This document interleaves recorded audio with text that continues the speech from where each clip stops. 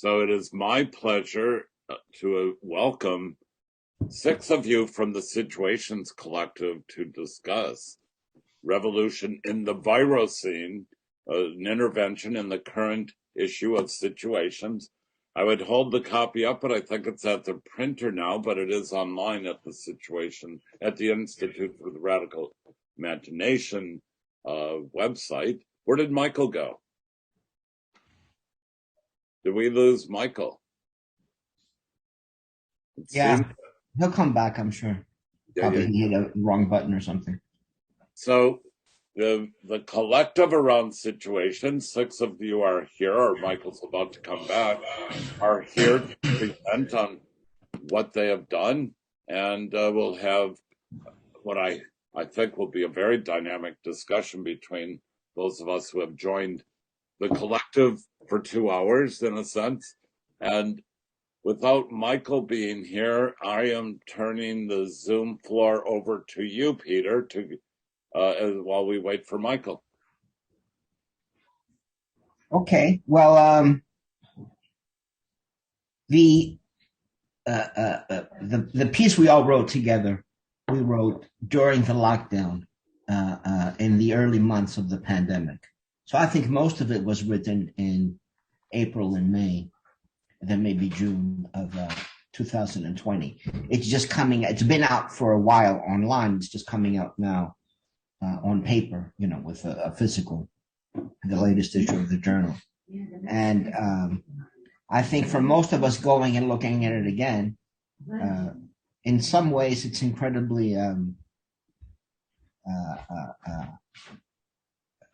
prophetic in terms of the possibilities, because certainly things like the Black Lives Matter upheavals and so forth underlie the possibilities that we thought had opened up because of the pandemic.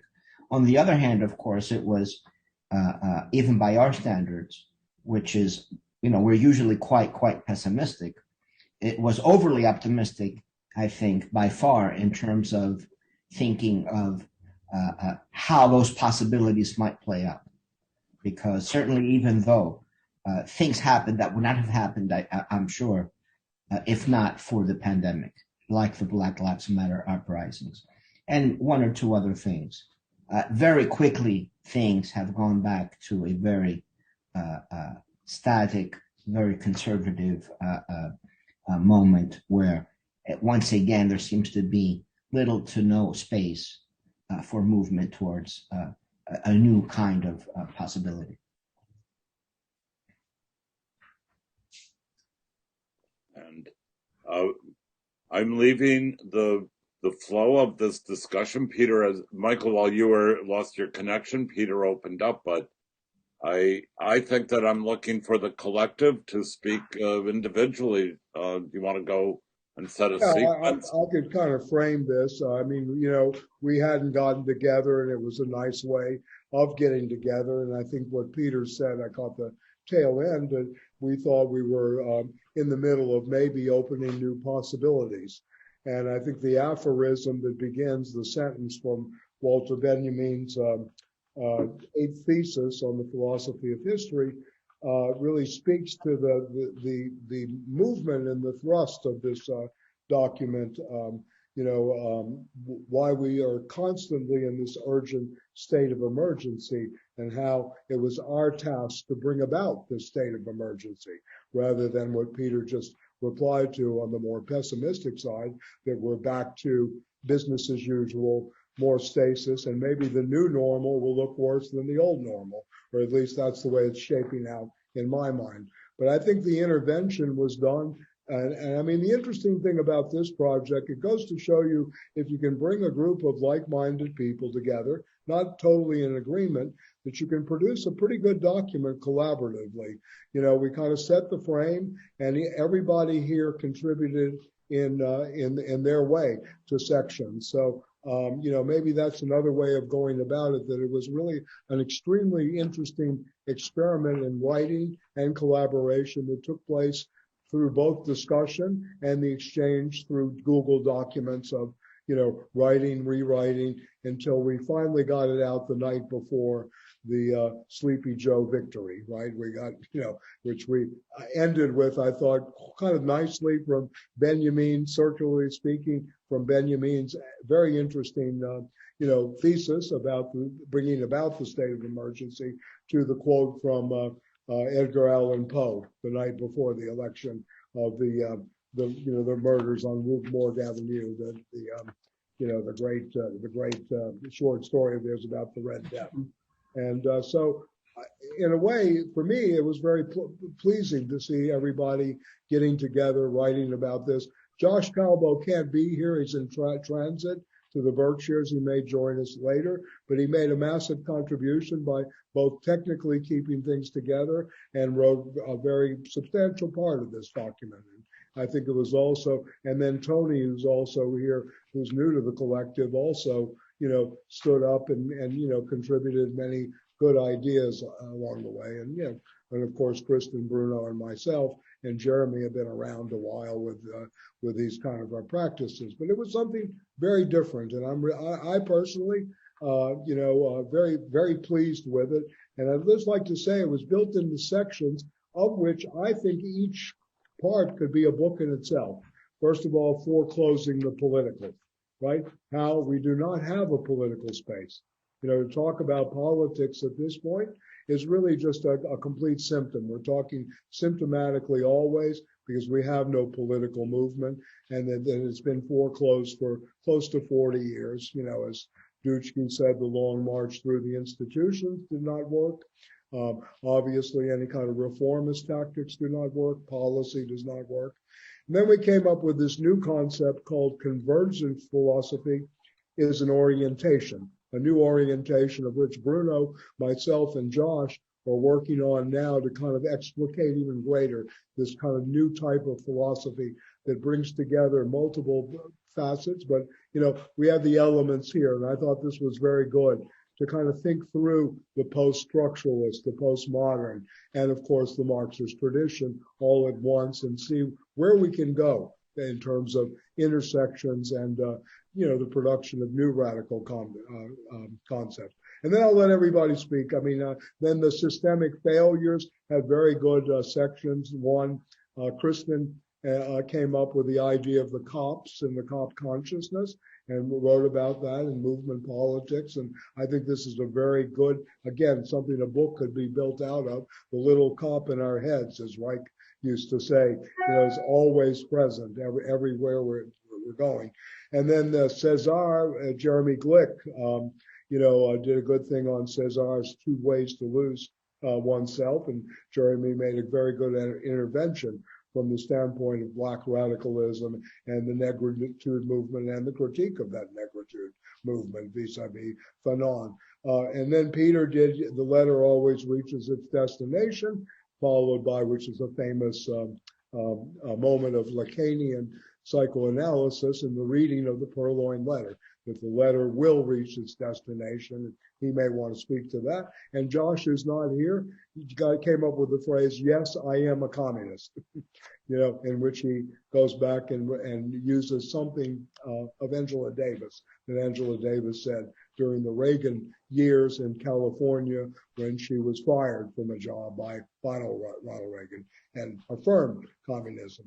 And then we went on, some stuff on communication, cybernetics, and some ideas. And Arto Artinian, who's not here today, tried to contribute to that. Josh, Bruno, myself worked on that. And then the Green New Deal, which has been a kind of pet peeve of mine, the new educational model, right? The new aspect of technological capital moving further and further into the multi-trillion-dollar industry called education and student debt and what that may mean. And then Dominic Wetzel, who's not here today, went back to the, probably the most successful of political actions in the last 30, 40 years, the ACT UP movement, as an organizational lesson that we might be able to learn from. And I thought that was very, very clever. And then we came up with 21 of our own theses, 21 provocation, we called it at the end. So that's the general sketch, if you will, and I'll turn it over to anybody again. But I personally, as someone who participated this from beginning to end, maybe helped initiate it a little bit. I mean, we got together. To me, I think it's a very valuable document with many marginal elements. It was written that way as a kind of, if you will, a postmodern, a literary experiment, something that could be worked with continually and going on. And I don't think we're finished with it. We're just beginning, in many ways, even though we're all back to our everyday responsibilities, we're, I think still very much on the same page with a lot of this. But I'll turn it over. And, at one level, I share Peter's pessimism about, where we're going now. But I think, again, we need to always look at the possibilities. Are there possibilities left that are in this document and even outside this document of where we are as a left practice and left processes, right? And, yeah. And in the spirit of our good friend, nearly, recently departed friend Stanley Aronowitz, let's get back to the drawing board. It's time to just, get on with it again, carry it on as one of the conferences will have it. So I'll pass it on. Kristen, you want to say something? Maybe I can, yeah. Sure. You won't be surprised to know that I feel less pessimistic, but I went over, I went over the document again and was just feeling like, first of all, you were way too modest about your sort of role in kind of, conducting it and making it happen and pushing us all to collaborate. And I just am super grateful for what you did, because I think it is a really, really fine piece of work. And considering it has so many authors, I'm just really proud to be associated with it. I think it's really prescient still. I think I'm not so sure we've returned to everyday life in the same way at all. I think, I'm like congenitally optimistic or whatever. So we did sort of talk about cheerful praxis in this, and in the spirit of Stanley, I think that's something really important. But there's a couple of things going on that I think are it's not like they kind of came true about what we were saying in the document, but we did have we began with this moment that the structures of everyday life had been cracked open, and that actually mattered in important ways. And it mattered for producing a big protest movement in the streets, but it also mattered for all kinds of other things. And now, sort of just basic working class politics. And so I keep thinking now, the things that I follow are like the quit rate, highest it's ever been since they started collecting that data. All of the financial press calls it the Great Resignation. Everybody's just like, yeah, fuck this job. So I think that's extraordinary. And to me, there's no question that is a direct result of the fact of the interruption in the routines of everyday life in the pandemic at the top levels, and the sort of intense super exploitation and really just deathly horror at the lower levels. Both of them in parallel produced something that you can see in the data. You can see it in they collect the unemployment rate, and they're like, there's a whole bunch of people, they just, I don't know, they're not even looking. They don't even care, right? And the quit rate, like I said, to me, that is one of the most important indicators of where people are at. And certainly the business press thinks it's sort of incredibly important. And so there's a reason why, like, the Chamber of Commerce type folks were in the beginning of the pandemic like, no, keep everything open. Like, they knew if people stop going to work for a little while and start, paying attention to other kinds of things in their lives, which they did,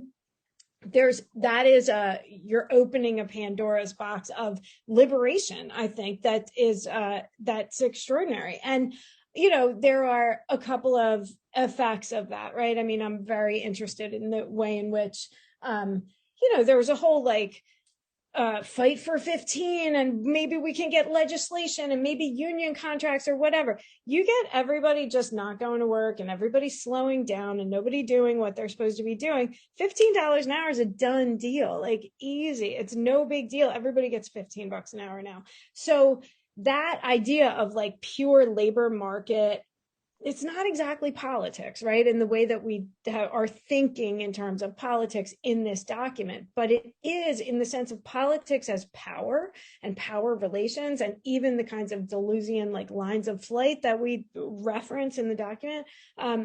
I think that matters immensely, to see that, wages are creeping up, strikes are starting to happen, like big strikes, nationwide strikes. And to me, strikes in a way are less like, ooh, what will happen, and more an indicator when people feel like they have some potenza, then they go on strike.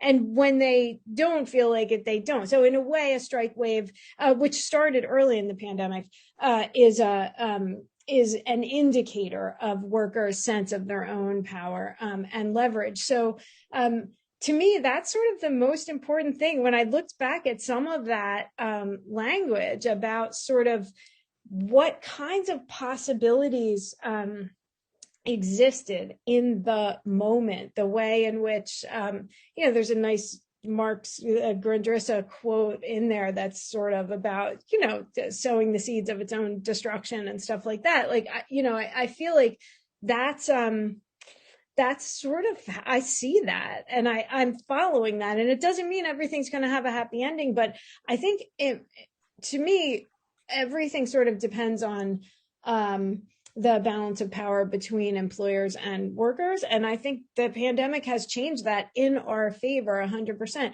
I also think there's something else going on, which is, a change in sort of an elite strategy, or at least the possibility of a change from pure sort of neoliberal austerity to a more like techie, like they want us for our eyeballs kind of strategy, which is much more, all those techie billionaires love universal basic income. And that's why I think, Joe Biden's not super worried about whether this money hose is going to start flowing or not, because it preceded him. It's not only sort of a Republican versus Democrat kind of a thing. It's much more a transformation of a strategy of capital towards a focus on, look, Elon Musk will just act like a regular old 19th century industrialist when it comes to the workers in his factory, obviously. But there's something else happening. There is this moment where I think public policy, at least in the United States, but not only, is moving towards like lubricating a whole lot of stuff with public money, and with like the money is flowing. Like I just found out yesterday, like, oh, my student loan is forgiven. Like, great. I always thought like, oh, I had the wrong kind of loan and I thought I was in the public service thing and I'm not.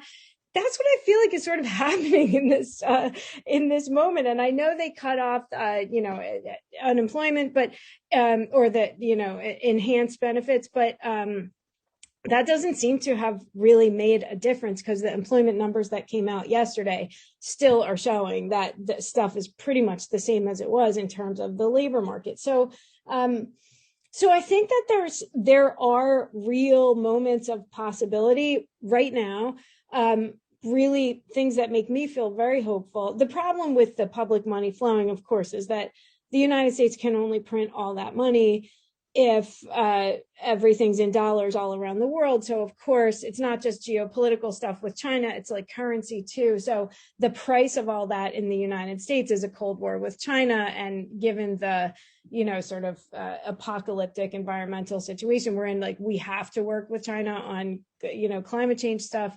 And all the border stuff, it's a classic. This is the last thing I'll say. I know I'm talking a long time, sorry. But I feel like we're in a classic sort of welfare warfare kind of iteration of economic policy. Every time there's been like money flowing and a lot of public largesse in the United States, it's always been at the price of really ugly shit happening outside of our borders and, so-called on our behalf. So I feel like in some ways that's the challenge right now, is to be for one while opposing the other. And that, of course, the answer has to do with international working class, internationalism. And yeah, that's sort of why I think there's reason for, that even, so to me, the quit rate is a sign that the little cop inside people's heads is like, they've turned him off a little bit. And I've been going around like shooting stuff with this little GoPro on my head lately, which is really fun. And I'm constantly shooting cops. Every time I see cops, I'm like, is this really happening? It's like the old days where they're just sitting and stuffing their faces with donuts. Like they're barely doing anything. It's like extraordinary. So I think that the cop consciousness has dialed down in ways that we, I don't know, maybe not foresaw, but thought was a possibility back then. And I think it still is. And I think a lot of those sort of interesting possibilities have come true. I'm going to stop talking now, but I do think there's more to say about the discussion of technology and cybernetics and what's happening with all that stuff right now too. But that's for now what I just wanted to contribute. Okay. I'm sorry, Michael, is it okay if I kind of moderate this, or is that all right? Okay, good. It's what makes sense. Okay, let me ask Bruno, because Bruno, myself, and Josh worked somewhat more on the philosophical, if you will, foundations of the revolution in the Virocene, or the notion of revolution, where we were going. So, yeah. Yeah, I mean, no, I like what you and Kristen both said, and I thought of it as a kind of a thinking and writing urge, in like the rebel. I mean, it was a very nice situation in that sense alone. I mean, the whole process, right? As you also, Michael, in a different way said. The result, I had to say that when I rewrite this, remember, Michael, I said that when for proofreading, right? Before I said, wow, this is even more than I expected. I was really pleased with the rereading, right? And there were, of course, parts that I liked. The cup consciousness part, I liked all of it. The convergence philosophy, of course, that you mentioned, Michael, there is this passage that I was just looking at right now on page 21, which is in bold, and it's very important because it highlights the perhaps main political contradiction today, which is once again highlighted by what's going on in Italy right now, in Milano and in Rome. I don't know if you noticed that, but it's amazing.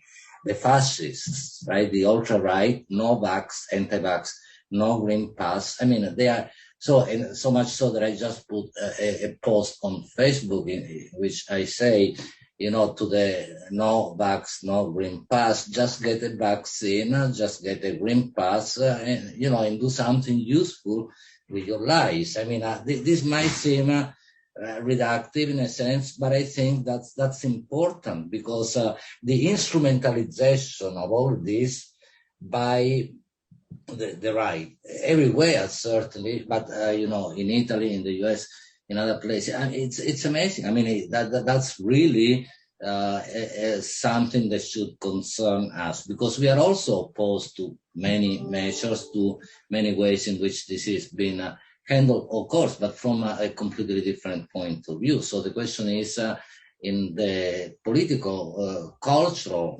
fight, struggle, I mean, the question is, how can we make the points that are very well clearly made in the Virocene manifesto, even resound even more, right? I mean, because this is important.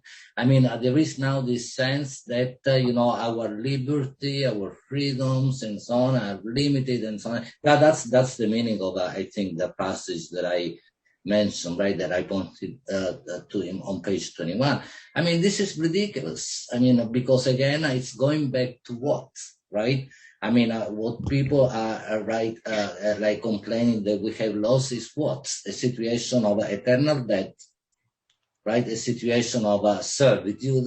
Right? I mean, so it's not that the situation was better before COVID, and certainly the new normal is another important, and horrendous concept and contradiction. So the question is, and that's why I think that we came up in many different ways and at different points in the manifesto, different voices and so on, with, like convergence philosophy, with the critique of consciousness, which is widespread. It's in a sense that is the same as saying that sovereignty is rather than having been eliminated, is widespread and found everywhere. And not only any police officer, any bureaucrat, anyone who has a little amount of power will use this whole amount of sovereignty. So, and then also when we of course highlighted, and there are so many other things, but the real exception that must be brought about with a reference to Benjamin. I mean, that's what we are talking about. But it is amazing that this instrumentalization is happening. And, what is it that we can do? It is also amazing, if I may, I know that this has been recorded, but that we have people, and actually Agamben, Giorgio Agamben, a philosopher that I really respect, on whom I wrote, and taking positions that are highly problematic. Again, it's not that I disagree completely with what he says. I read his interventions and I got his book, Where Are We Now? However, we had to think, in a different way. And that's the attempt that we made with the manifesto. I'm not saying that, as Michael, you said before, this is the beginning, not the end. We'll continue. It's a very problematic, difficult situation. But this is how can we really invent, that's the radical imagination's task, invent something new. It's not going by falling back into all categories and, the question of, the enemy, who's the enemy. It is really, what we really need is and we have to sharpen our ability. It's already there in many ways, but sharpen our ability to really think of, right, because the conceptual moment is very important, and then put perhaps in practice something entirely new. And that's also captured in the phrase that we use in the manifesto, take back everything, which is of course not, it's been used before, of course, but yeah, that's the idea. When I see, for example, people who, portray themselves as leftists and so on and so forth, falling for things like the Biden and his administration, people who were certainly enthusiastic about Obama and now forgetting all the things that, are happening all around the world, including, as an example, the Haitian immigrants being whipped, at the border between Texas and Mexico. And they feel that everything is okay. Of course, everything is not okay. Nothing is right. So, and the point is, and I think that that's what we are trying to do, what we try to do with the Virocene, and the word itself was coined by us, I believe, right? It's a very interesting thing. The virus, the idea that there is this power, this invisible. If I may, just the other day I watched again the movie The Invisible Man, based on H.G. Wells' novel. Wonderful. It can be taken as a metaphor of this virus in situation, this virus which is invisible, which is everywhere, nowhere, and so on, and that upsets communities, but it does that in a disorderly way. And certainly there is disorder, and I'm not against disorder per se, but so the question is to also, right, sharpen our ability to analyze things the proper way and come up with a new synthetic, which is the convergence type of philosophy, moment in a time of great unrest. And we use that word also, concept, in the Virocene with a reference to the great Parmenides. And maybe I will stop here and, Okay. else. Good, Okay, great. I hope it was okay. I appreciate the intervention. Very, very good. This notion of taking back, I think, is very important for us. We used to speak about what is living and dead in the thinking of Marx, right? What is really active today? What can we take back without being nostalgic for the quote good old days, or it used to be this way, or the categories of the old still fit today, to rethink, through the radical imagination into the new categories. And I'm really happy you brought that up. And for a lot of people, they should read Agamben's new book because it is very controversial and gives us an idea of one major tendency out there that is happening right now, which is a borderline right position, right, from people that have been traditionally very close to the left or very progressivist thinkers. So, in a way, there's a lot of ambiguity and a lot of crossing that's happening among many people. And some of my friends in Canada, not vaccinated, I didn't see them during this period, but they're against the vaccine. They're anti-vax. They believe in this stupid, with this drug that's used, ivermectin, right, as a solution to if you get COVID. And so very strange. These are people highly educated, people who've written, good books really in their respective fields, but we're reaching that tendency for what you call unrest, and that, most people in the 20th century called the age of anxiety, and where anxiety is really getting us living on that borderline. So great. So I'm gonna let Jeremy, who had the section on the Black radical tradition and its relationship to the Virocene and what we can take back from that. So Jeremy, shoot. And yeah. You're muted, my brother. Yeah, I've become that person who doesn't know. Anyway, I wanted to say it was really nice to see you all, and I wanted to emphasize what Michael began with. It there was this was a way for a bunch of friends to see each other, and I valued that. I mean, I left my apartment. I got back from Canada at this, and the reason why I'm referencing it because it relates to what I was trying to do with Particular and Universal. And I had I left for the weekend to my mom's empty apartment in a 55 plus community, like an apartment community in Jersey. And then everything popped off that weekend with COVID. So I had to stay there because I didn't want to be in my little 1-bedroom apartment in Queens the whole time.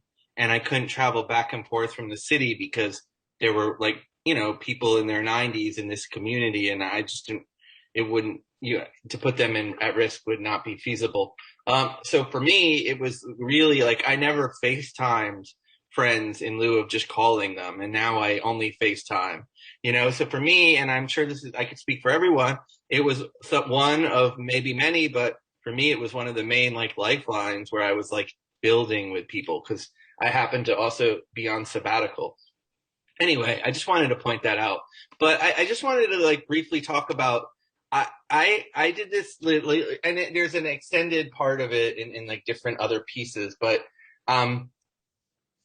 I was really interested in thinking about the Particular and the Universal, partially because of the context, because you could imagine what is more universal than a global pandemic to create sort of conditions of unity. And we know that obviously then it creates conditions of fissure or accentuating pre-existing conditions of fissure. And also in the context of where I'm from, the United States, the particularity of racism is a significant historic factor that delimited constructing of sort of vibrant militant universalism of some sort of proletariat, even a proletariat, under Black radical leadership. So this is what I was thinking about, and I think that obviously in light of Trump and the way that particularity gets mobilized in his particular odious way makes it relevant. But I also was thinking about, since we were trying to sort of cull, insights and resources and the sort of aphoristic to think about conditions of revolution, I do kind of what I do and try to foreground the thing that influences me the most, which is, a Marxism or a Marxism-Leninism, if you will, but one that was conveyed to me and informed by struggles in the global South and like the Black liberation movement.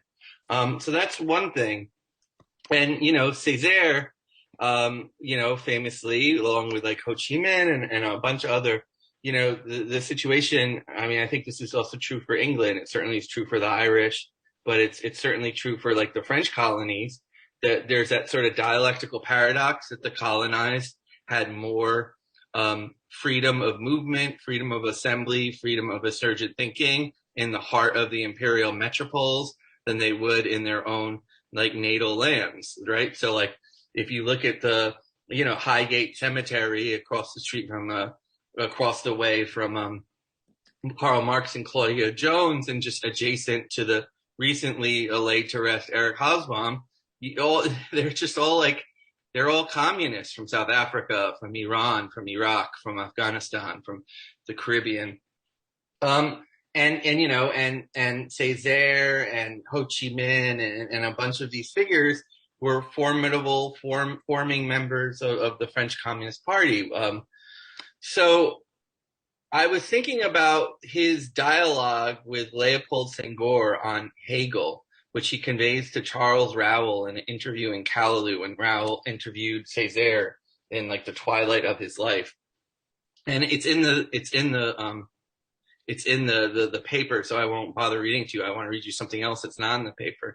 But he talks about sort of the thinking about the particular and the universal. And the idea is that sort of like Black radical particularity as always already an internationalism, and as always already a universalism.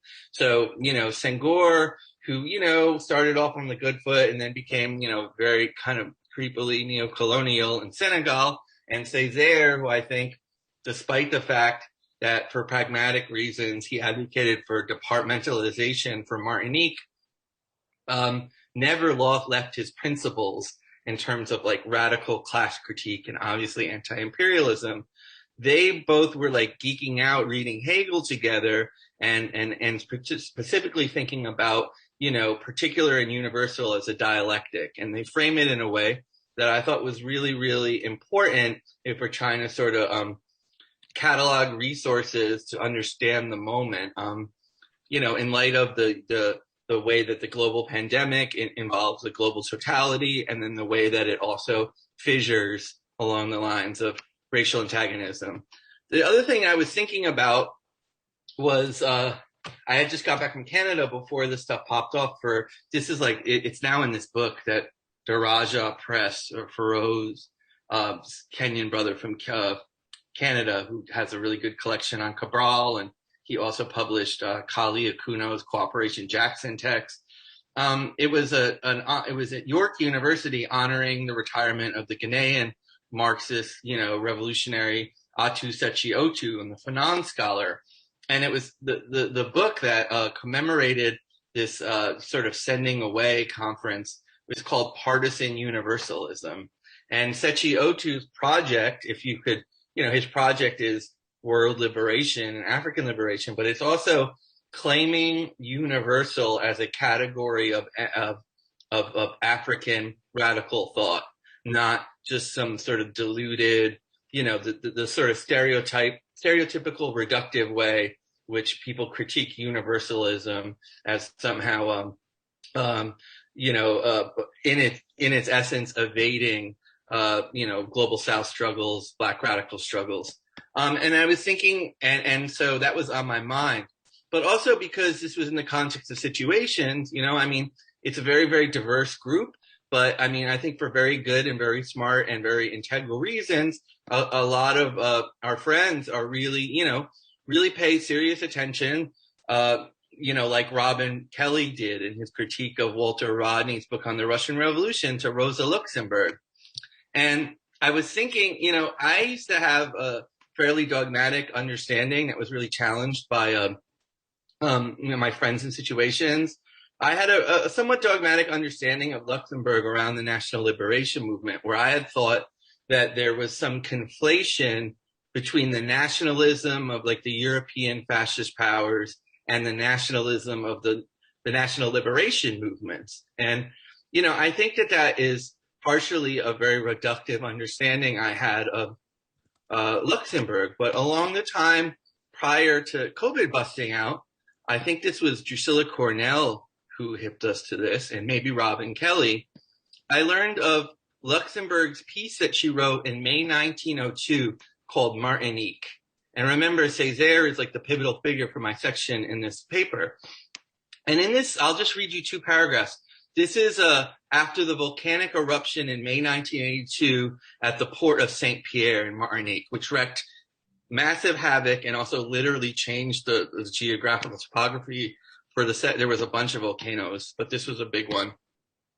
So she starts by saying, mountains of smoking ruins, heaps of mangled corpses, a steaming, smoking sea of fire wherever you turn, mud and ashes. That is all that remains of the flourishing little city which perched on the rocky slope of the volcano like a fluttering swallow. For some time, the angry giant had been heard to rumble and rage against his human presumption, the blind self-conceit of the two-legged dwarfs. And she goes on saying, France weeps over the tiny island's 40,000 corpses, and the whole world hastens to dry the tears of the mother republic. But how was it then centuries ago when France spilled blood in the torrents of the Lesser and Greater Antilles? In the sea of the east coast of Africa lies a volcanic island, Madagascar. 15 years ago, there saw the disconsolate republic who weeps for her lost children today, how she bowed the obstinate native people to her yoke with chains and sword.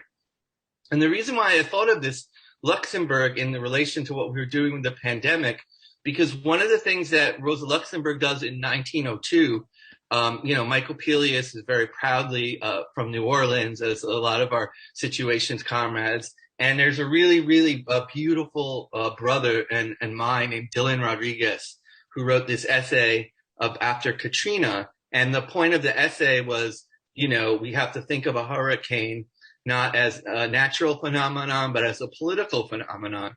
And Luxembourg is doing this as it relates to the volcano in Martinique. And this is it's poetically brilliant. It's aphoristic, like what we were aspiring to in the Situations pamphlet or the position paper. But it's unflinchingly anti-imperialist, right? So to me, that also complicated my understanding of the particular and the universal that, is the course of some of the, the back and forth we have as a group. So that's where I was heading. And also just a general frustration.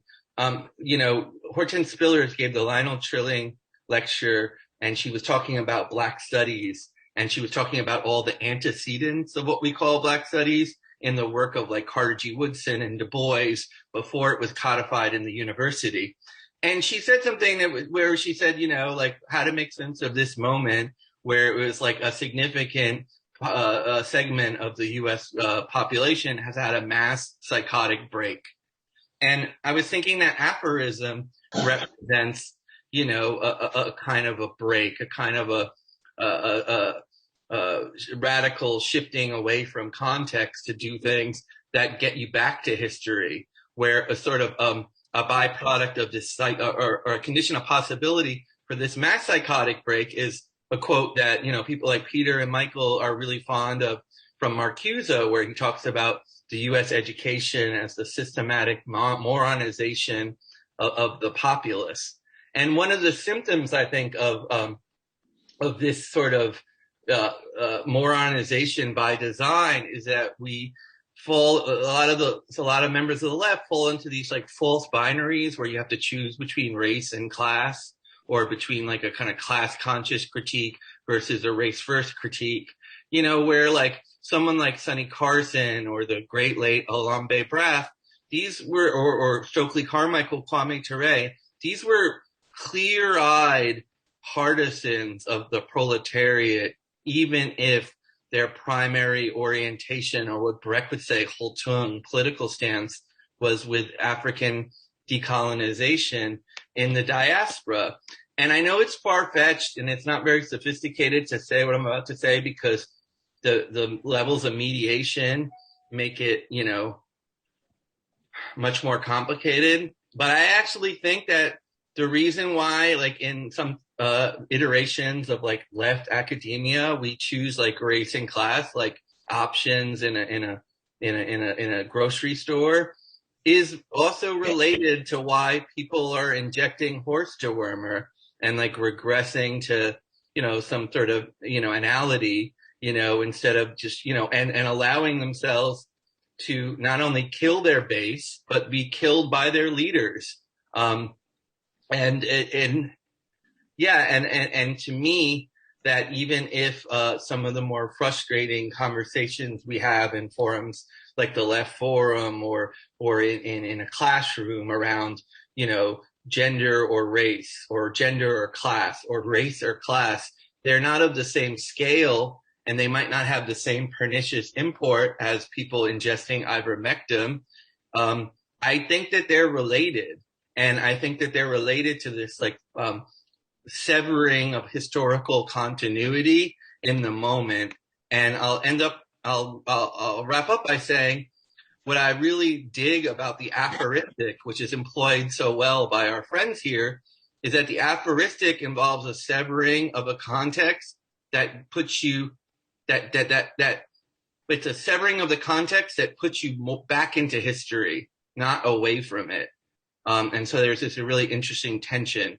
And I think that they mobilized it really well. So I hope that made sense. I mean, it's just kind of like I was all over the map with this, but this is why I was thinking, I'll just say one thing, like prior to COVID, I was also at Sheikh Anta Diop University in Senegal. And hence I was thinking about Senghor, and there's statues of Senghor everywhere in front of the mosque and at the market, in front of this really nice hotel that had massive security clearance because it's like shit is popping off there. And I was, and like the Sheikh Anta Diop students have no anxiety at all about having to like line up with either like race or class or gender. Like all they're reading everything. Like I met this 18-year-old who wrote like a 300-page, undergraduate thesis on like Fanon's relationship to Merleau-Ponty. And like, a lot of people put those two figures together. I don't know about a lot of 18-year-olds, but it was never a question of like, this performative, I'm not able to do that juxtaposition because my particularity will be tainted. And it also happens to be congruent with the figures that they were studying. So, I mean, this is all to say, I really appreciated this group and I appreciate the openness. And I really appreciate how, unlike this moment with the ivermectin kill everyone death cult moment, the benefit to me, the virtue of the pandemic paper is that it mobilizes the aphoristic not to get us away from history, but to get it back into it in the most radical way. So, yeah, thank you. I appreciate it. Input, as usual, especially your last sentence. Thank you so much, Jeremy. And, Thanks, and the latest musings from Continental Drift. Very good. Bringing the continents back together. Yeah, that's a great Russell Banks novel. Yeah, I just want to say that. Yeah. So I want to just say one thing. The aphoristic, yes, as Jeremy says, it has this kind of energy that actually displaces the traditional logic of how most people are able to, think through things, etc., how we're all trained in disciplinary practices. It really upsets everything and creates a new kind of energy. And you're right, it does have this ability to take back something, to go back to Bruno's, concept of taking back something, to take hold of it again. So in a way, it's a very strong form, if you will, writing form to appropriate again, to really reappropriate and appropriate. This is very, very excellently put. And I just want to say, given Walter Benjamin's, the opening quote we begin with from the thesis on the philosophy of history, Benjamin said maybe the greatest book could have been just a book filled with citations. So this is a very interesting moment too, that, and I think Miles said something very, very close and in a different, different style, but very close, that the book of citations, a full book of citations is worth going on. And also one other thing, since this is going to be the lead piece in Situations, which is now out online and in printed form, hopefully in about 2 weeks. The next articles are 2 interviews with Nikos Poulantzas. He also, like Fanon, was a student of Merleau-Ponty, same period, which is very interesting that you see this great phenomenologist, right? And who really spoke of the visible and the invisible, that the virus is invisible, and how do we begin to see this invisible movement, phenomenologically. So I think we also have this somewhat, in between the lines and densely packed in this document. So Tony, you want to say something? Then I'll open it up to Beth, Kate, Katie, Bahan, Chris Miller, I see is here too. Yeah. Yeah. I mean, since my role was mostly as an editor, I guess I'll just sort of reflect. I mean, I interjected here and there, I added sentences where I could, but I want to maybe pick up also on what I appreciate about it, following what Jeremy said, which is that this binarism, this sort of dualism that Jeremy was pointing out, I noticed in the document, it's so much of our assumptions and the structuring ideas of our world are about that dualism and about that binaristic thinking, and what I notice about the document is it sort of rejects both the liberal unquestioning acceptance of the lockdown as the end-all be-all of all solutions, and the obvious stupidity of opening up, right? Just saying everybody back to work and die, right? Which is really what what that's all about. And so I think it's worth situating the document as a rejection of frameworks as much as it is a rejection of sorts of particular issues or particular political objections. So I think that also speaks to this reconstitution, I think, that we were hearing earlier from Kristen, of what it means really to be a person now, the liberal individual, the sort of acquisitive individual, the money-making individual.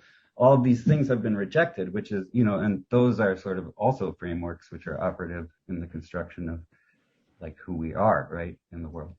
So I think I'll just say those 2 things. And leave it there. I think the legible sort of calculability of the person is now thrown into question by this kind of rejection of work and rejection of acquisition. Yeah, very good. I really like the aphorism and the style here as being a rejection of framework, since we're all inframed, as Heidegger says, in technology. The Gestell takes us over, constantly. And this is very good because it's like fragments in the celluloid, right? Somehow the film is winding in a different way. Right. It's much more Godardian than it is straight narrative or straight logic. I think in that way we did really accomplish something stylistically, or in the politics of style. There was something very, very solid about this. And thank you for that. Very much.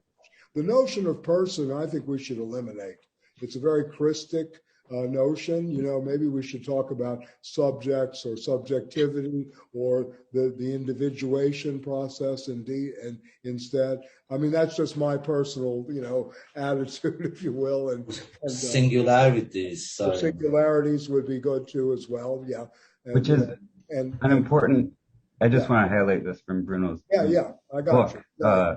I mean, I'm sure, Bruno, you can say enough about it yourself, but that the construction, and I used this in something I wrote recently, that the construction of the individual is already a disciplinary process and a disciplining process, right?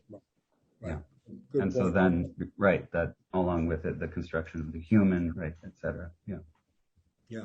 So I could, I mean, open it up. I mean, I suspect that most of the people here outside the group that wrote it has not really read it. I guess you're getting a sense of it. I know Michael Lardner put it up. Did you put it up, Michael, in the chat, or was it part of I the? just put the opening quote from Benjamin. Oh, just the opening quote. Okay, I Yeah. thought you were putting the whole document. Okay, yeah, yeah.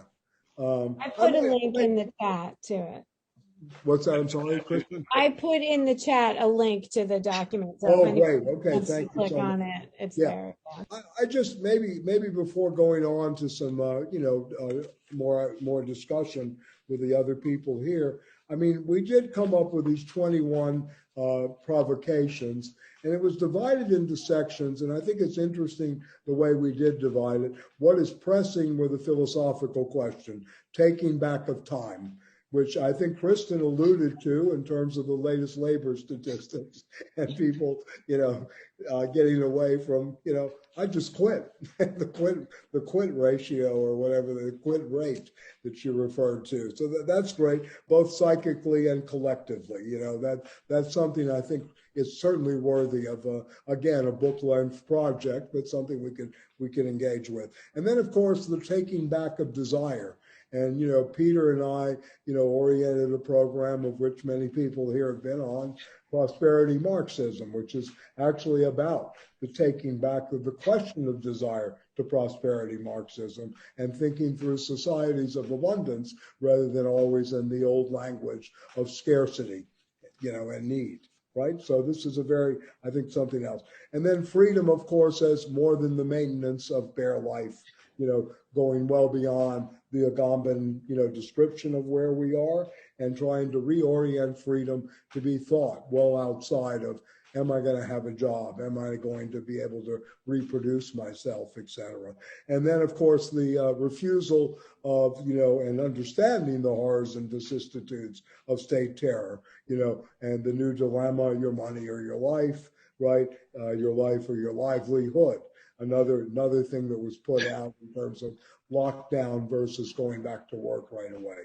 So I think this is very, very important. And then we had the essential thinking against the serial type of thinking. And I know that Dennis Blow, our friend, will be speaking to this Marxist educational group, co-sponsored by the Institute for Radical Imagination, on serial TV and the new binging phenomena that's going on later this week. And we've had him on Prosperity Marxism to discuss his book. And there is a review of his book in this situation issue. Okay, and then thinking and acting beyond the global fractures, unfinished civil wars, where do we have points for rupture? And then our own claim for revolution, and to reclaim the creative human dimension. Yeah. And, something on the margin there would be the reclaiming of art as a subversive force in the Marcusean sense, which we are addressing again in this situation issue with an essay on Marcuse's late revolutionary aesthetics. And then to build, I won't go through all of this, but one favorite of mine, and Michael Lardner attuned me to this, and now I've been doing a lot of research, that the People's Forum has money. I can share this, right, Michael? It's public, right? No? Well, why not? I mean, Yeah. it is public. It's out there on Twitter, and it's the people are sharing it all. It's going viral in many ways. So go ahead. Supposedly, Goldman Sachs has $12 million that they're giving to the People's Forum. So, in some ways, and when you begin to research, you begin to see how fronts are created on the left, and how surveillance mechanisms are really created. So in a way, I have a call here, and I think this is something we have completely forgotten that the old communists really knew about, which is the need for a left bank, right? Right, for the left bank. Yeah, it wasn't Steve Bannon, Jeremy, right? Yeah. Anyway, he's on the right wing of left. Goldman Sachs likes to hedge the bets, right? You have to think about, you go long revolution at certain periods to make sure, I mean, that's just Wall Street, joking, but that's the way they think, Okay, you got a movement, let's see how we can capitalize on it. Right. Yeah. Extremely disorganized. Right. So anyway, so the left bank, I think, is something that needs really big discussion. How do you take care of people in time of need? How do you build this kind of ability to avoid foreclosures, avoid, tenant rights and all of this? What kind of clout can you put behind that? So we have that going on, and also, we I think everybody in this room hopefully is for the abolition of work. Certainly, work as we know it. So, and this is another call that we have in the thing. So anyway, I suggest people read it. I think these are provocations. They're not dogma. It's just to get us thinking. How would you actualize? We're not policy wonks by any means. We're really just trying to, again, stimulate some real conversation and hopefully some real practice into the future, beyond that of the People's Forum, which is, again, 12 million now funded by Goldman Sachs. Poor David Harvey and Vijay Prashad, what kind of flack they're going to get, right? Yeah, for being so poor. Yeah, anyway.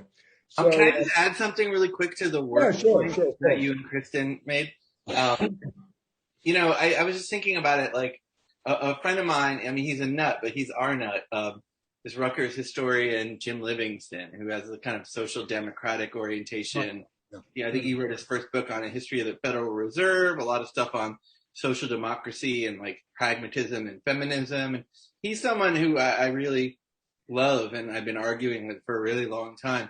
He came out with this, like, I mean, I think it was on like Henwood's show and it got some attention, but he came out with this Lafargian slim volume, a study called F. I feel like Amy Goodman, F, but he spelled it out, work. And like, I feel like, there were people who engaged in it and it was a serious book to engage and a really good intervention. But I think it proved much more prophetic than the initial reception in light of the things that Kristen started talking about and then Michael ended up with. I haven't talked to Jim Livingston about this, but in light of the people's unwillingness to like volunteer themselves to surplus extraction, that book is worth thinking anew, maybe. Anyways, good point. Yeah, sure. Yeah, but I think that to again, I was leading into you, but please. Yeah, I see that. Yeah. But again, to push into the pessimism, obviously we have our principles, and our principles have not wavered because of the pandemic. That said, looking around to the broader context, it's amazing how even such a severe threat to the system it has not provoked some flexibility, something new in terms of the responses. The language is the same. The farthest we can go is the language of the New Deal.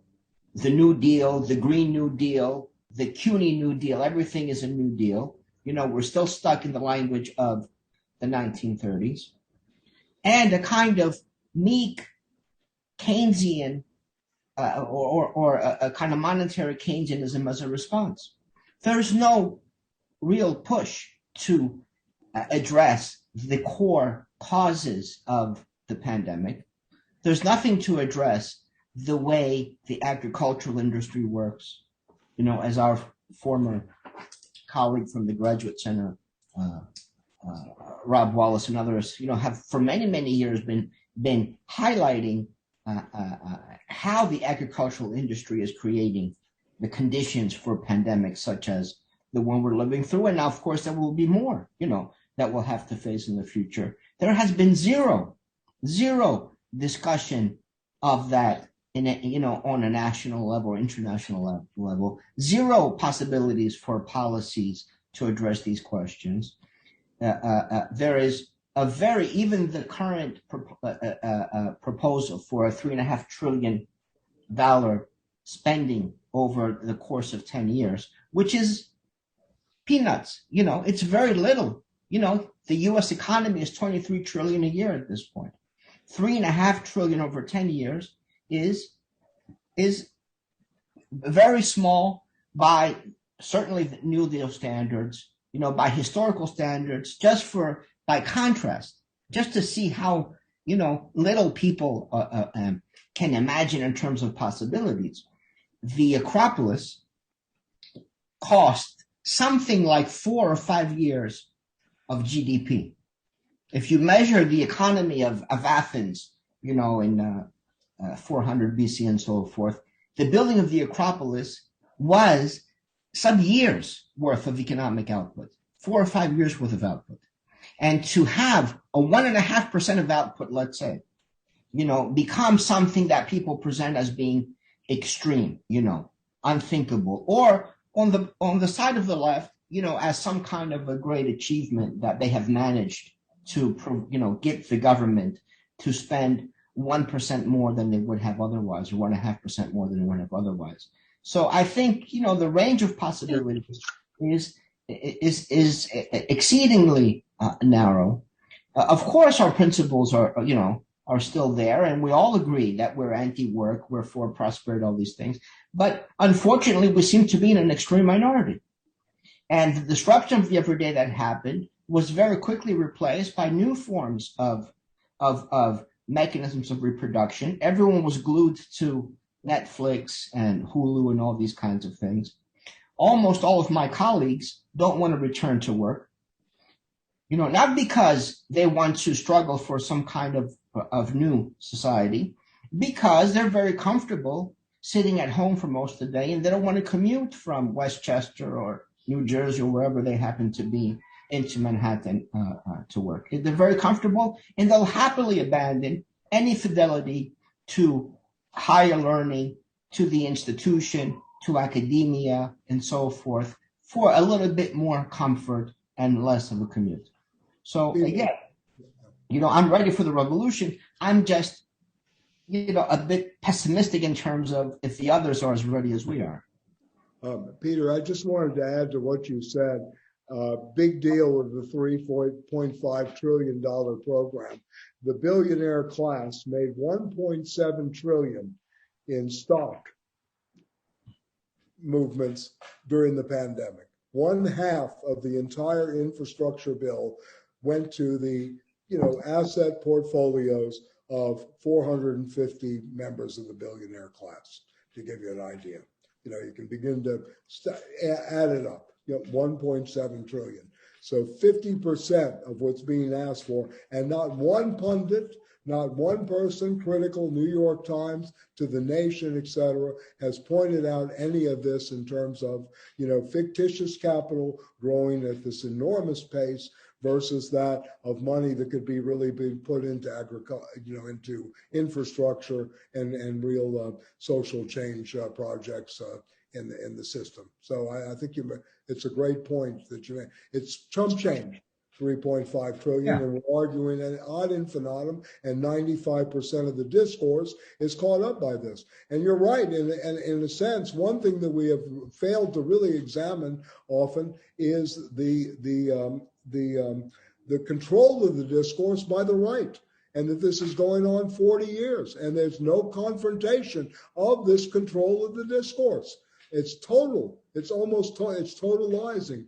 And again, I want to recommend a very good book. I mean, it's forgotten in the United States. I don't think it was ever translated in parts. Totalitarian Languages, how a political group can control 95 to 98% of the discourse. And it seems that our task, going back to principles, is always to change the discourse, to interrupt, to disrupt the aphoristic form, all these things. And it's incessant. This is the state of emergency in many ways. So, yeah, but I think Kristen's right in the sense we have a section called cheerful nihilism alongside, the pessimism of the intellect, so in some ways we should remain affirmatively creative and cheerful throughout all this. Yeah. So Beth, Michael, I switched. Michael, I put that people should write stack, and now you have Yoram. I think I'm saying your name correctly. oh, I don't that's know. Beth. And That's Beth. Kristen are both on stack in And then sequence. Kristen. Okay. So yes, Beth, please. Yeah. Thanks. This is just something that's been occurring to me. That it seems that increasingly it's been obvious that we have just astronomical levels of paranoia and distrust. Distrust of all public institutions, total collapse of legitimacy of public and private. And that just seems to be characteristic of a society that is in a process of decomposition and that is just falling apart.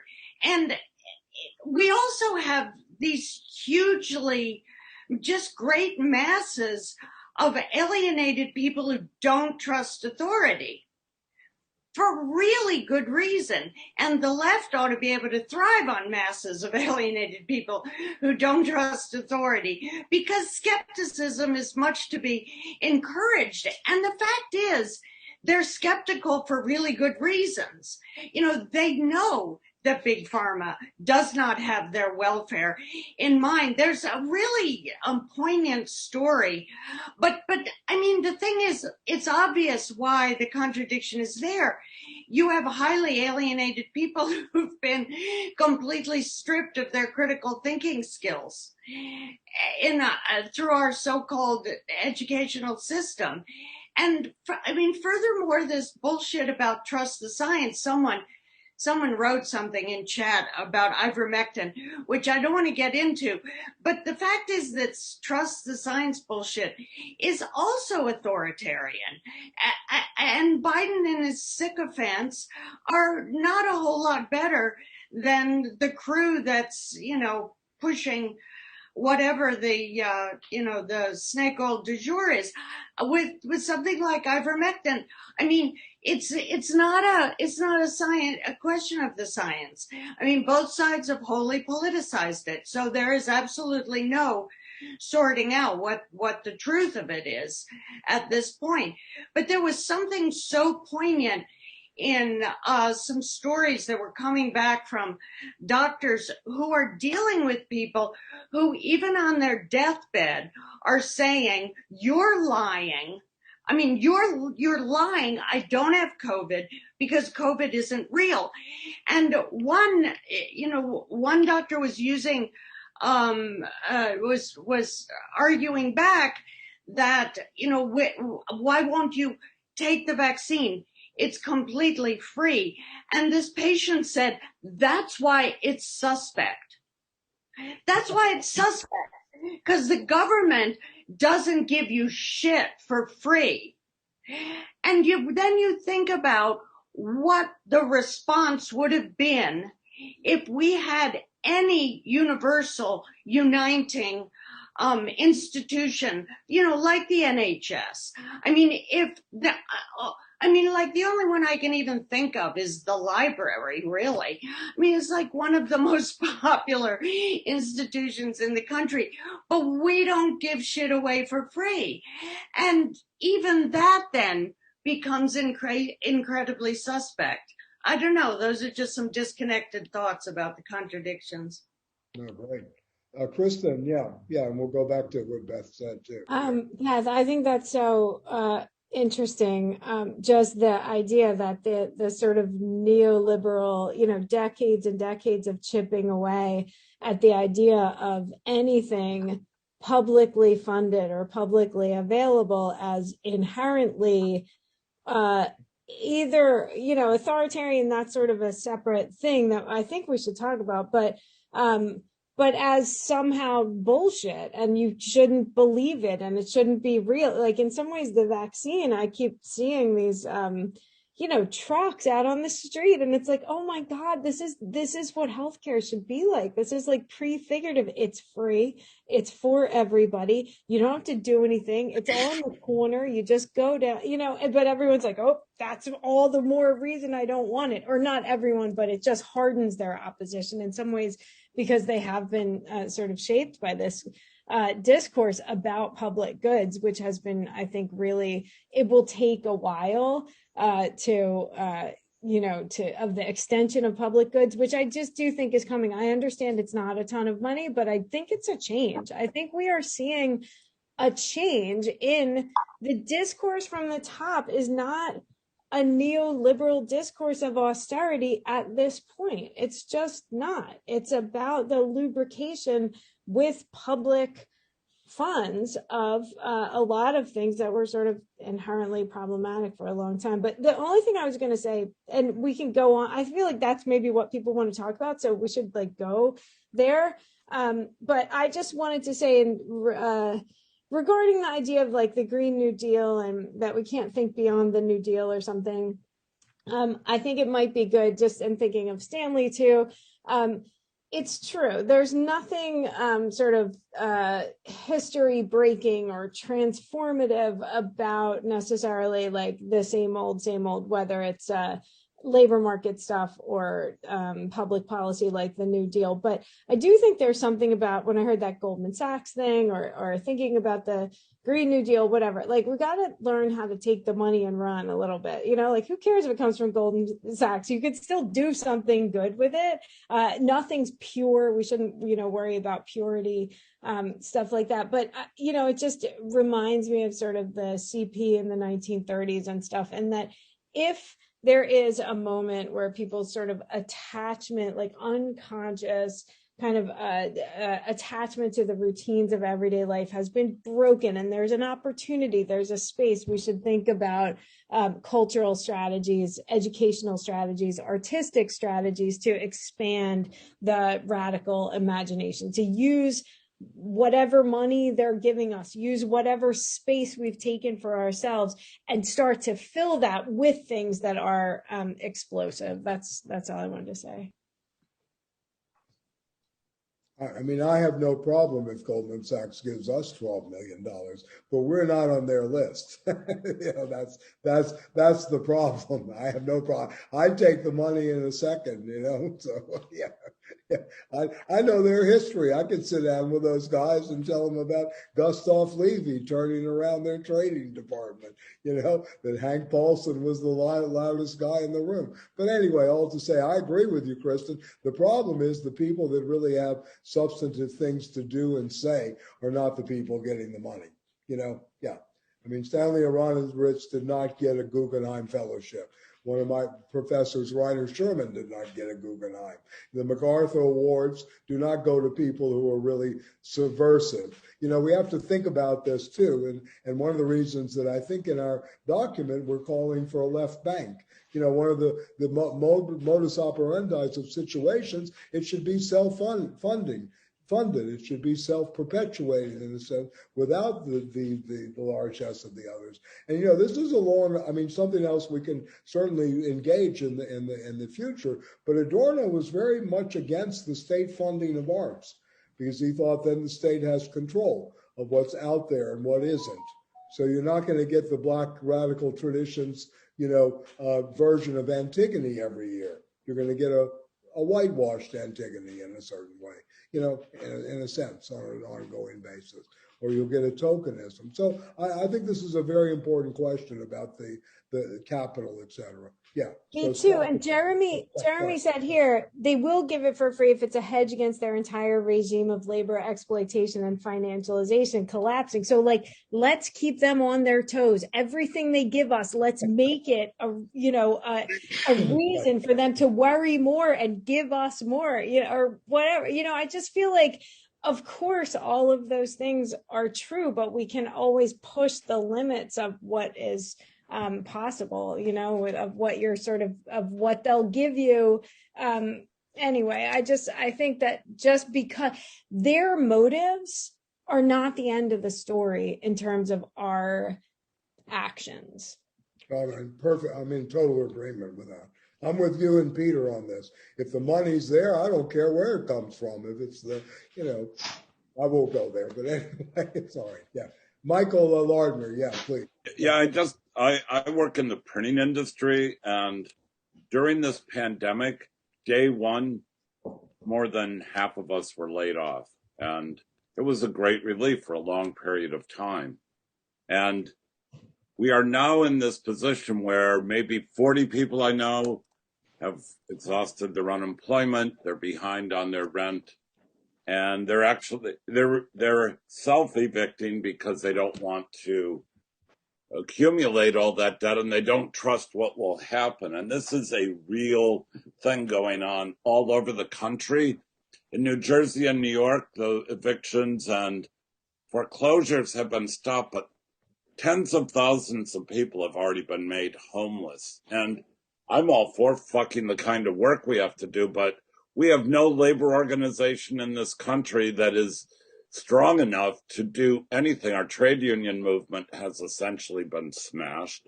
All the regions and cities where there was strong organized labor, and corrupt or uncorrupt, being organized in some type of workers' organization certainly gives you much more strength to bring your ideas and your demands forth. And what I see on a negative side is that capital is killing off a lot of us who would be collecting Social Security or unemployment. And in some ways, this pandemic and the attendant other crises with spikes in opioid overdoses, which I posted, suicides going up, tremendous stress within families are the other side of this pandemic that in the background are weakening the fabric of the people who would make up a vibrant left opposition to capital. And I don't see the various groups, including all of us who are in smallish groups, I don't see us really developing towards any kind of opposition.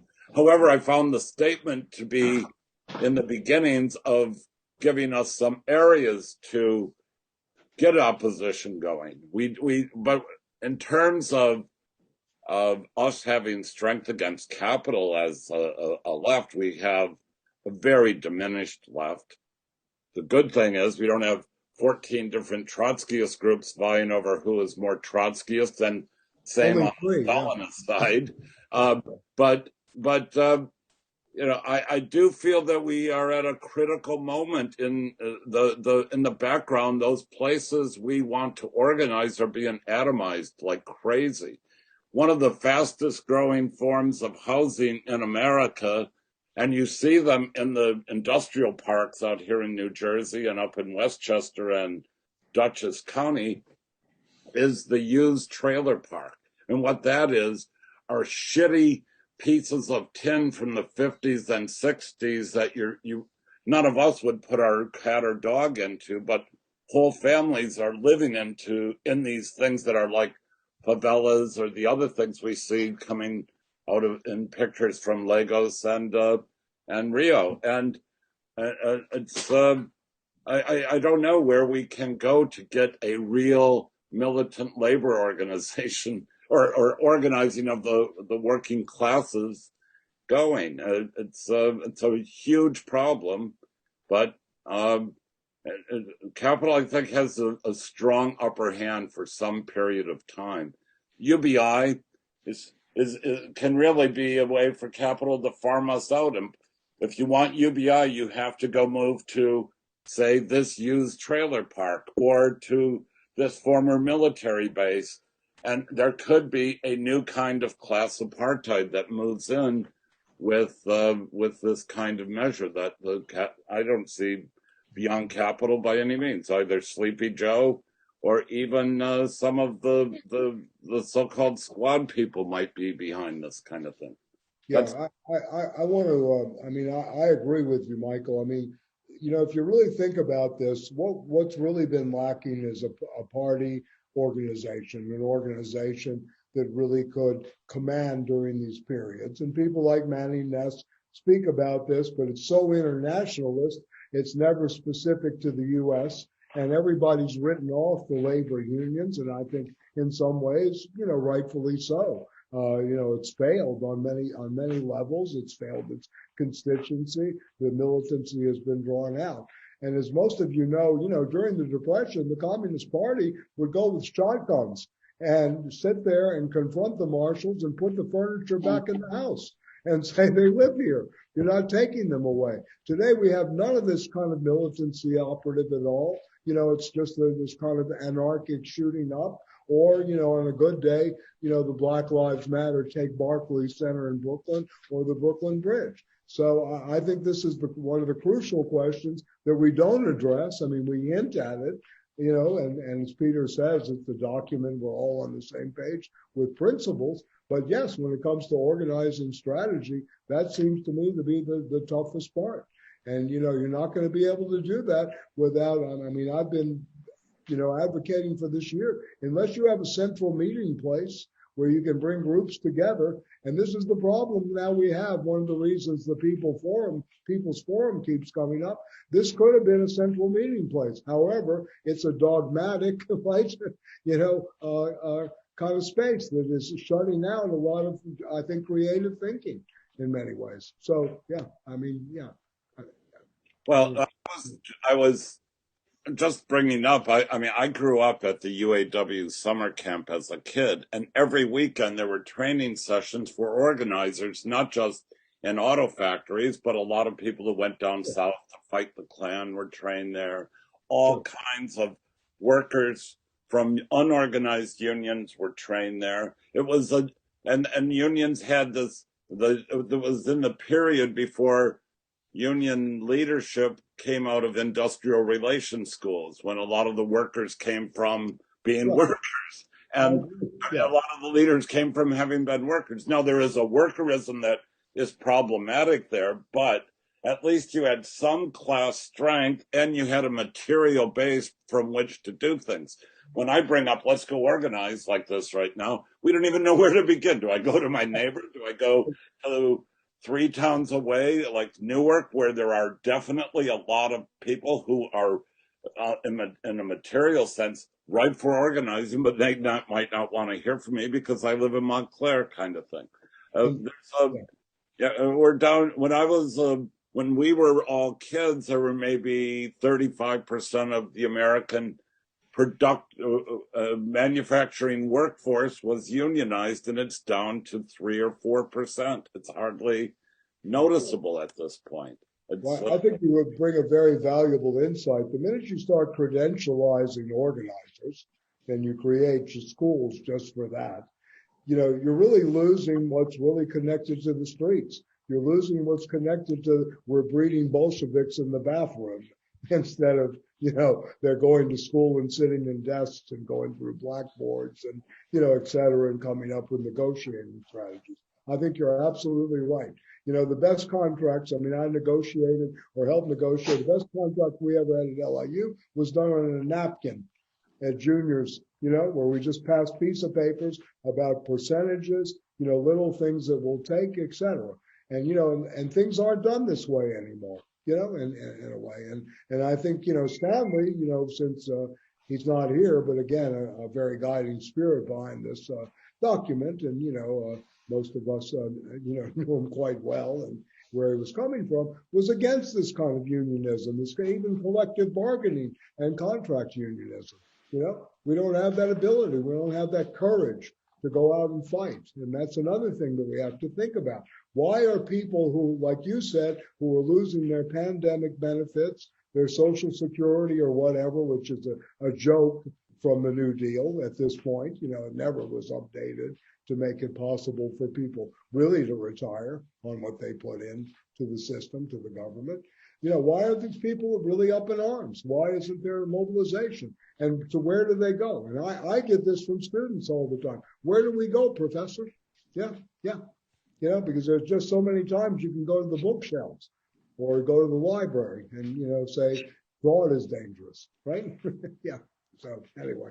I'll let Tony speak. I'm sorry. I get, sort of riled up on this. Oh, that happens to me in my classes all the time, where my students, Yeah. it's what a friend of mine called critique fatigue, where they just like, they eventually, they agree with you on most of it, of course, but then they sort of say enough, right? This is enough. Yeah. But no, I wanted to say I've been reading recently Black Marxism, which is an interesting book, and I don't really, parts of it drive me nuts and parts of it are really good. And one point that I think is relevant is this idea, he's going through the history of the party and sort of the idea coming from Lenin of the party as the leader of the revolution.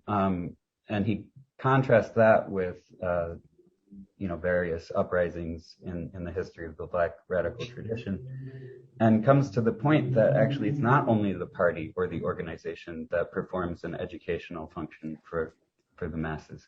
It's also struggle itself, right? It's also, once you're out in the street in the middle of an uprising, this can catalyze a sort of transformation, which is very different from the type of education you would get from a party. It might be less resilient, right? It might not have legs in the same way that like a sort of commitment to a party or an organization would give you, but I think it's really important. And then to state the obvious, I think that did happen last year with the Black Lives Matter uprising. So yeah, just to point that out, I think the party and the organization are like, they're very important, don't get me wrong, but they're also like not necessarily the only organ or process through which the masses become radicalized or mobilized, right? So, yeah. I think that Michael and I are speaking more directly to effective action, what really brings about change, that, you really had those changes. In the 30s, there were two moments. You got unemployment insurance and you got Social Security. You had basically got two parachutes won by the labor movements through struggle and really potentially, violent action out in the world. That was highly organized by multiple levels. It wasn't only the communists and the socialists that did so. The question is the gains that we've had, and I think Dominic, who's not here in our document, pointed out the last successful movement was really ACT UP, that really got something done, both legislatively in the country as well as a raising of consciousness and changes in the way certain things are done in the medical system to a degree. I'm not saying it was the end all to be all, but at least it was effective in what it did. Yeah, Michael, go ahead. I'm sorry. And then someone from the chat. Yeah. I just wanted to say, Michael, that in the bargain, what we got was Social Security and security, unemployment insurance, etc., was capital insisted we give up the right to occupy where we work, which has crippled the American working class beyond any other legislation whatsoever. Yes. Even before, when workers would occupy, there is about Flint as a successful sit down, but there is very little recording, and we've done all of us have done a lousy job of getting an accurate reflection of how did capital develop in the U.S., how did our class become what it became, whether conscious of itself or not.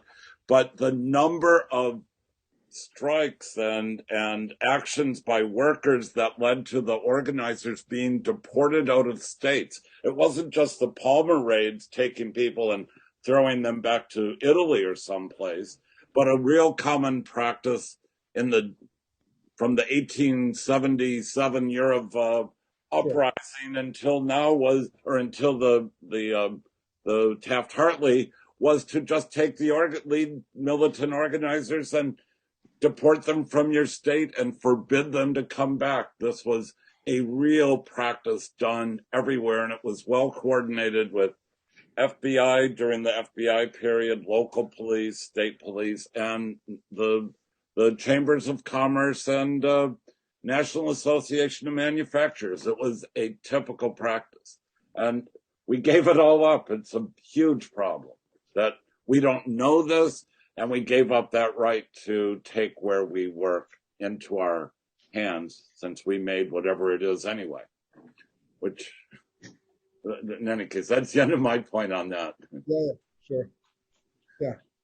Yeah, Peter, you want to say some more on this line? Because, I'm speaking to the kind of pessimism of these movements that we've had since the WTO Seattle moment, of course, then the Occupy movement, and now Black Lives Matter. These are the three, I guess, high points of mass movements, at least in our country. Yeah, right, in some places, at least in the United States. Yeah.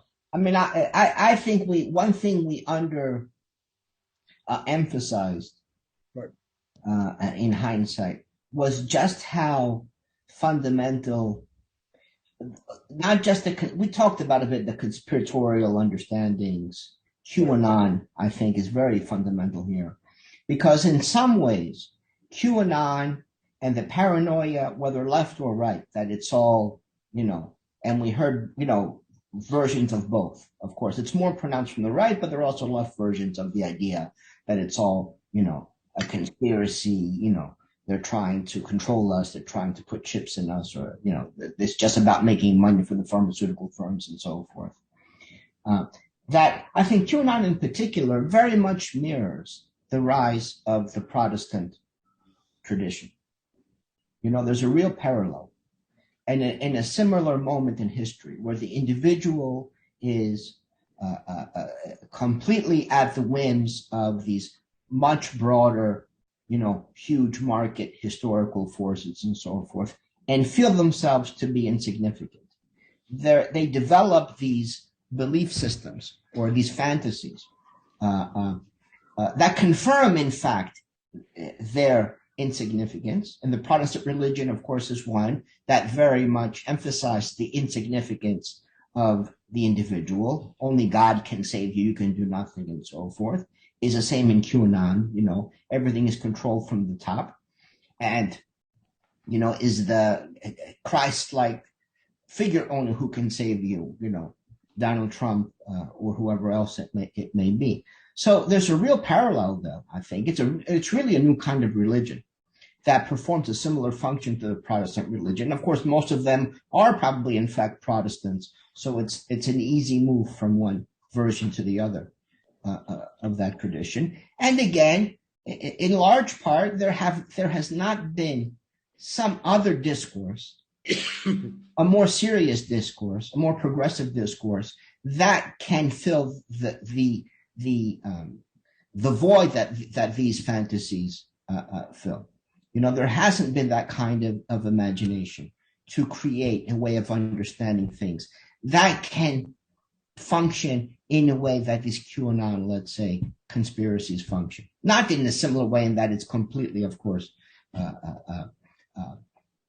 bullshit in a sense, but one that can address that human need, at this moment of ever increasing alienation, these ideas of individual insignificance. It's not a coincidence that the Protestant Reformation became so successful and expanded so quickly. And again, it's not a coincidence that QAnon has been able to become so popular in such a short period of time, because it does really fulfill or address a genuine need that people have today. Interesting. Yeah. Yeah. I mean, and again, that speaks to this kind of vacuum that the left has been basically impotent in going into and beginning a real discussion and real activity. Again, as we said in the beginning today, we're really in a very small minority, extremely small minority. Especially between, maybe just not, an action. We may not be so much a minority, but really in terms of thinking. That's a very good point. Incredible. Yeah. Go ahead, Christy. Yeah, Chris. Yeah. Chris, did you want to say something? Chris, are you on? Yeah. Listen, if an old COVID-infected person like you knows how to use the remote, you should be able to. Anyway, you still hike, Chris. Yeah. Anyway. Yeah. Anyway, she's trying. Okay. Yeah. Yeah. Bruno, any other thoughts, or Krista, any people, anybody in the room? Yeah. Just to keep the discussion going. Yes. Yeah. No, not particularly. I mean, I think that everything has been so important, right? That people said, and I don't particularly want to add anything now. I mean, in terms of the document that the manifesto, the Virocene, unreadable, right? We said document. Unreadable, yes. Right, and that's still. I think that it will be, fruitful in many ways for us and also beyond us. I mean, Michael. Yeah, I see that Kate wants to ask a question. Yeah, Chris. Yeah, go okay. ahead. Yeah. Okay, good, Bruno. I'm just going to go on. Chris, did you want to say something? Kate has the floor, but Chris, I know you were trying to get on. Can you get on or no? Yeah, Kate, why don't you take it away? Sorry. Yeah. But can't join in the fall, but we'll be returning. Okay. I'm going to pass it to Kate Dolan here. Yeah. Go ahead, Kate, please. Yeah. Come a member or? Okay. All right. Yeah, Kate. I just two simple things. Obviously, what we need to do is understand more clearly what the basis is for people being drawn into QAnon. What desire, what need, what all those other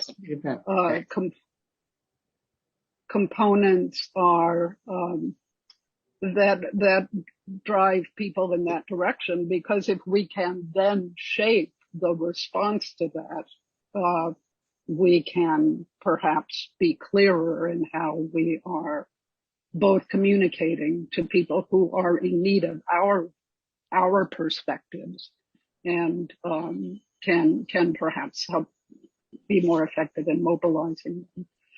The second simple point I wanted to just say is that it strikes me that that food production is such a key area of potential for mobilization, and it goes back to Jeremy's point about not being siloed in race or class or whatever gender, Jeremy, as you wrap my knuckles for. At any rate, that the food production area is such a major consciousness now. I see it among students. I see it among a bunch of different populations, and it does cover so many things. It being essential and comprehensible in a way that maybe the opioid addiction, or not so much comprehensible, but where people can express their sympathy perhaps more easily than, say, the opioid or pharmaceutical field, because food is so essential to our lives. But it does cover labor, it does cover race, it does cover gender issues. It just is, and it can mobilize people from the animal rights field, or animal welfare field, and climate activists. And it seems like a field where we might be effectively active. Simple thoughts. No, it's very good. I mean, I'm with you there. And one thing this document is really missing is a strategy on agriculture and how important that is, the agrarian question, of which we have a long tradition from Marx to Engels to Lenin. Yeah. One of Lenin's greatest pieces, in my opinion. And also, Steinbeck's great novel, which was influenced by his first wife, right, who was a communist. In dubious, what was it called? In dubious battle, right? That was made into a film. 1936. you know, in a way, in some ways, ironically, I mean, fundamentally, maybe the 30s are before us in a way. This time we don't have that organization, but in some ways it's very interesting. Yeah, it was remade a film. I forgot who did, one of the good actor. He's an actor and director together in it. I forgot who did it, but yeah. Anyway, yeah. So yeah, we have James Franco, right? Yeah. So yeah. Very good. James Yeah. Franco. So yeah, I mean, this is a great point. I mean, this is something that's forgotten and could be very much a mobilizing issue and can be connected to big pharma. You know, like Rob Wallace does, big farms, big flu, and big pharma. You know, big Sure. disease, right? So this would be really great to participate in and start thinking through. Yeah, yeah, yeah. So yeah, some other people that haven't been heard from, or anybody else? Yeah. Yeah. Yeah. Well, Michael, yeah, please, yeah. Maybe we've exhausted the possibilities for today. On the contrary, I think that this intervention, and truth be told, I helped typeset the issue for you. Yes, you did. Yes, thank you. Yes. So Yeah. I had a chance Very to nicely. Yes. somewhat. The problem, just like the bookmakers ended up illiterate and the shoemakers' kids had no shoes, I can't really analyze as I typeset. But this one I spent much more time looking at, and I think that this will circulate for a year when it's out there. And this is one of those pieces that I think should be revisited perhaps next September or October after there has been circulation and discussion. You may call it Revolution in Virocene 2 or something like that, but and maybe it won't be Virocene, maybe it'll be I was argued down. I wanted to call it the theater of panic revolution in the Virocene, but the theatrical element was taken out by you know, yeah. Is Virocene a subhead of capitalism? Well, yeah, I mean, it's a new scene, right? I mean, Yeah. Yeah, it plays on, you know, capital scene, you know, et cetera. Yeah, Anthropocene, yeah, et cetera. The Virocene is interesting. Yeah, yeah. So, Michael, why don't you mention Dennis Bro coming on Wednesday night for? Yeah, well, our good friend and comrade Dennis Bro will be talking about the serial TV, I think it is. His book, The Birth of the Binge, has been very well received. It's being used in film classes. Peter's daughter was exposed to it in her freshman year at college at SUNY Buffalo, first class in television studies. So yeah, it's being used in Berkeley, UCLA. So it's gotten some currency, and he's got a lot of you know, good feedback on it. And yeah, Dennis does his homework, and he has very good insights into serial thinking and how we become, you know, a new positivism, if you will, is the serialization of everyday life, and how binging contributes to that, kind of reinforces this kind of new positivism. Right? And are there some subversive moments in there? And Dennis is always looking for that. You know, he must watch 60 hours of movies and TV a week and then write about it for 10 hours and sleep the rest of the time. So anyway, yeah, so that should be a lot of fun coming up. Yeah, Jeremy, yeah. Yeah. I mean, I haven't seen it, so I could be totally off. And I know that there's like not a one-to-one correlation with like popular cultural television in the moment, but all my students are going crazy, which what I think is a Korean production on Netflix called Squid Game. Yeah, Squid Game. What is it called? Squid Game. So is this one of these like purge, like you know, everyone's destitute and then they all kill each other and then you win? Right. I mean, it's just interesting. I mean, I know that it's not a one-to-one thing, but it's interesting how these moments get like picked up and symptomatically, even if it's, you know, in a FANG for-profit streaming scenario. The other side of QAnon, what desire is provoking that need to see such things out there, right? Exactly. Like, remember during the Reagan era, you know, the beginning of the Reagan, you know, It's Morning in America, you had the Morton Downey show, you know, this kind of sadomasochistic, you know, let's batter up the opponent whenever it comes on. Talk show radio became this way. What is creating these needs in this vacuum? Of course, Squid Game is a play on Parasite, right, which won the Academy Award. Yeah. Before, yeah, and and the new Purge dystopian. as well at the same time. Right. Well, I was also thinking like Jules Verne, because Bruno like took us towards the H.G. Wells direction, and then you really, I mean, there's just so much going on in that genre, whether it's colonial issues or it's dystopian, utopian continuums, and the evocation of science. One of the interlocutors, I'm sorry I don't know you, but E.O. Ram was saying this really interesting thing about the whole discourse of trusting the scientist, and I just thought like, we talked about Edgar Allan Poe. I always go to, just partially because Baraka was really into it.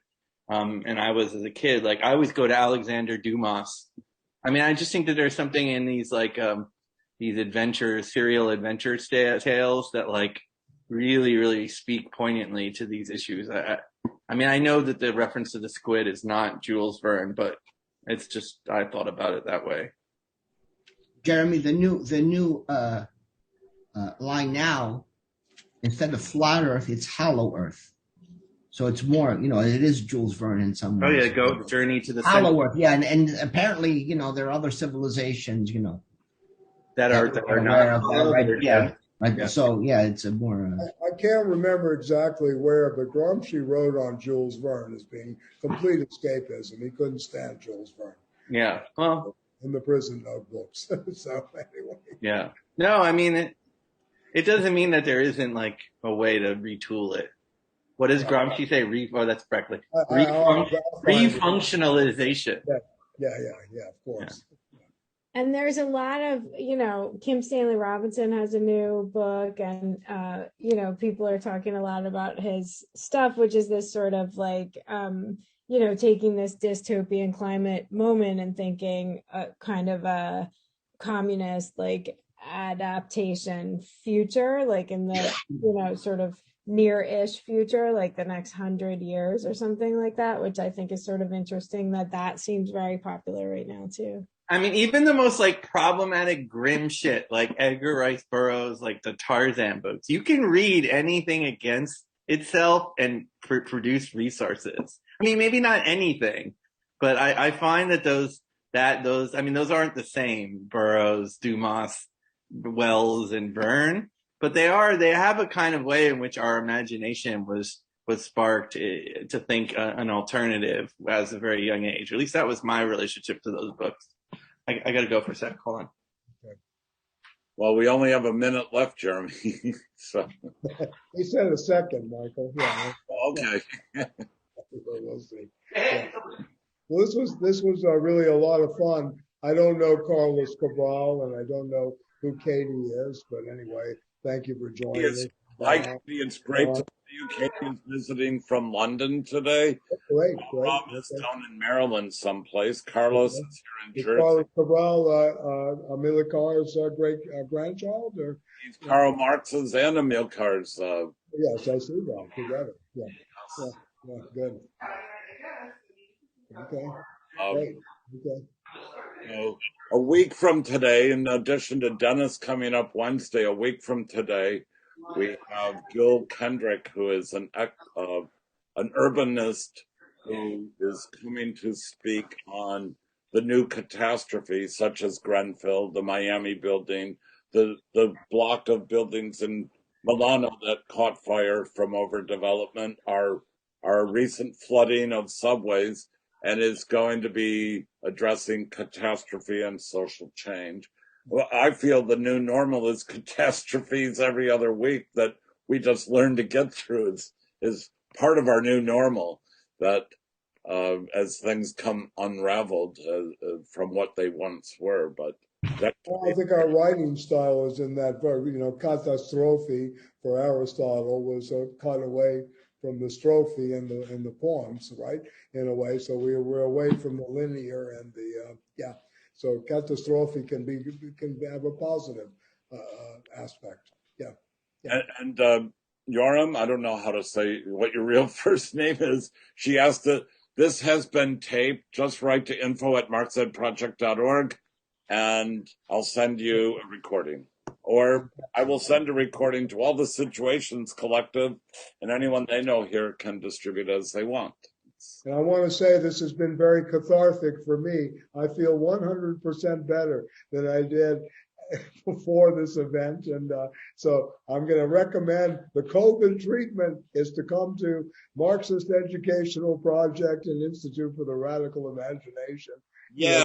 Our series. Okay. So you don't have to get on a subway or train. Don't have to get anywhere. Yeah. Good. Okay. Well, thank you so much again for Situations, for all the production and all the, I mean, it's not just production, the political, I mean, everything. Like there's a really you're like the Robert Duvall and the Godfather of Situations. Oh boy, yeah, there we go. Yeah. All right, and Kate, can you send me your address, you too, Beth, because we'll mail you hard copies of Situations when it comes out. Both of you, get a copy, of course. And anybody else, just write to me and I'll send. But Beth and Kate, if you can send me your mailing address, the snail mail. Yeah.